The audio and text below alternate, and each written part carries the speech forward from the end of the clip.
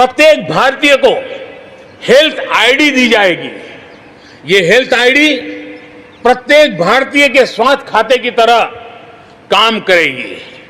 आपके हर टेस्ट, हर बीमारी, आपको किस डॉक्टर के पास कौन सी दवा ली थी, उनका क्या डायग्नोसिस था, कब दी थी, आपकी रिपोर्ट क्या थी, ये सारी जानकारी इस एक हेल्थ आईडी में आपको समाहित की जाएगी। नमस्कार बंधु बान्धवीসকল, তোমালোকে ইতিমধ্যে গম পাইছা হেল্থ আইডি কাৰ্ডটো কি আৰু ইয়াৰ বেনিফিটছখিনি।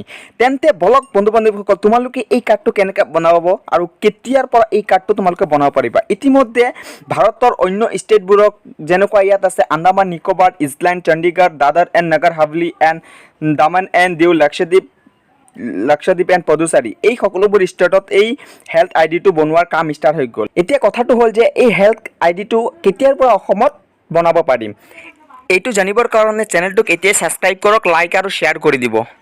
তো বন্ধু বান্ধৱীসকল, ইয়াত চোৱা ওপৰত উল্লেখিত ষ্টেটসমূহৰ বাহিৰে অন্য কোনো ষ্টেটত এতিয়ালৈকে এই লিংক এক্টিভেট কৰা নাই। যেতিয়াই এই লিংকটো অসমৰ বাবে এক্টিভেট কৰিব তেতিয়াই মই লগ তোমালোকৰ কাৰণে এটা ভিডিঅ' বনাই দিম ইয়াক কেনেকৈ বনাব লাগে, আৰু মই তলত লিংক এটা দি দিম, তোমালোকে চাব পাৰিবা। থেংক ইউ বন্ধু বান্ধৱীসকল।